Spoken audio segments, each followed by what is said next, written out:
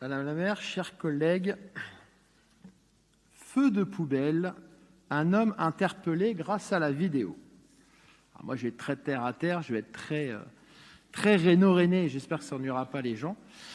Voici le titre d'un article publié vendredi dernier dans un grand quotidien régional. Et que dit l'article ?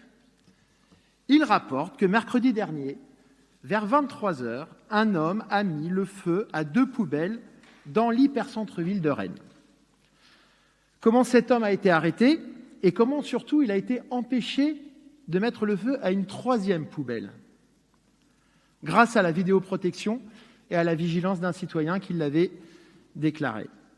Cet article, qu'est-ce qu'il nous révèle ? Il nous révèle, ou plutôt il vous révèle, que la vidéoprotection est un outil qui a permis, ce mercredi 6 octobre 2021, d'interpeller un homme qui mettait le feu au centre-ville de Rennes. Quand on connaît, aux poubelles, parce que j'entends les ricanements, aux poubelles du centre-ville de Rennes. Quand on connaît l'extrême gravité, ce qui suit à mon avis, va pas vous faire rire beaucoup, quand on connaît l'extrême sensibilité du centre-ville de Rennes aux incendies, je mesure, peut-être pas vous, la gravité des faits.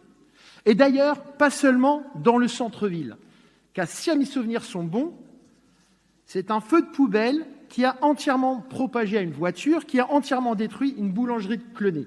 Je pense que lui aussi, le boulanger, ça le fera sourire vos ricanements. Chers collègues, cela fait plusieurs années que j'entends des militants ou des élus de votre majorité nous dire que la vidéoprotection ne sert à rien. Je me souviens de la réticence de votre ancien conseiller à la sécurité à développer cet outil lors de nos échanges quand j'étais président du Carré Rennais. Je me souviens d'une réunion où certains d'entre vous étaient là, où la Ligue des droits de l'homme nous expliquait, rapport à l'appui, que la vidéoprotection était inutile. Et ce, face à M. Astruc, procureur de la République, qui tentait de lui expliquer qu'elle était aussi là pour disculper la vidéoprotection, autant que pour inculper. Je me souviens d'un débat télévisé lors des dernières élections municipales, où plusieurs candidats étaient opposés à la vidéoprotection. L'un d'eux avait d'ailleurs, elle avait la fameuse étude à charge contre la vidéoprotection et la brandissait. Et plus récemment, et tout récemment, je me souviens de la prise de parole d'un élu de votre majorité, Madame la maire, qui a une nouvelle fois instruit à charge contre la vidéoprotection. Je cite que nous continuons à penser qu'elle, donc la vidéoprotection, est en grande partie un leurre et moins efficace que l'îlotage en matière de tranquillité publique. Et d'ajouter qu'il ne rappellera pas l'ensemble des arguments qu'ils ont développés ici, au conseil municipal, depuis des années sur le sujet. Et il a raison sur un point, et nous sommes d'accord. Cela fait des années que vos oppositions successives vous ont demandé de revoir votre politique sur ce point. Lors du dernier mandat, Bertrand Plouvier avait plusieurs fois pris la parole sur ce thème.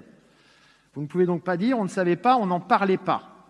À la différence de la majorité la plus à gauche de votre majorité municipale, qui est idéologiquement contre la vidéoprotection, notre avis en faveur du déploiement important et efficace de cet outil se fonde sur l'expérience menée par d'autres. Comment ? En allant rencontrer le ministère de l'Intérieur, en rencontrant d'autres maires qui l'ont déployé, en rencontrant des élus en charge de la sécurité et de la tranquillité publique qui nous ont expliqué comment la vidéoprotection permettait les interpellations. Et dans une ville pas très loin, ils nous disent être à plus de 800 interpellations. Et d'ailleurs, tous nous disent que ce n'est pas déploiement d'agents ou vidéoprotection, mais bien déploiement d'agents sur le terrain et déploiement de la vidéoprotection afin d'être véritablement efficace. Aujourd'hui, vous allez adapter le dispositif de vidéoprotection. Si les informations communiquées dans la presse sont exactes, cela veut dire que nous allons passer en gros de 54 caméras à 83, en dehors bien sûr du réseau de transport public. Ce que nous vous demandons, c'est d'aller plus loin, en déployant un véritable système de vidéoprotection efficace et à la hauteur d'une ville, capitale régionale, de plus de 220 000 habitants. Nous avons fait un calcul, on serait aux alentours de 180 caméras. Car les faits divers qui sont relatés dans la presse, et cette fois-ci plus seulement régionale, mais aussi maintenant nationale, ne sont pas conjoncturels, mais bien le signe d'un changement de climat dans notre ville.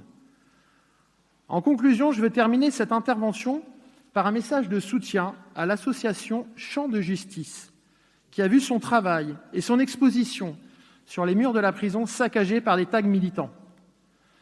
La présence de caméras sur le secteur aurait peut-être empêché la dégradation à minima, ou au mieux d'interpeller les auteurs immédiatement, comme ce fut le cas pour le feu de poubelle du mercredi 6 octobre dernier. Je vous remercie.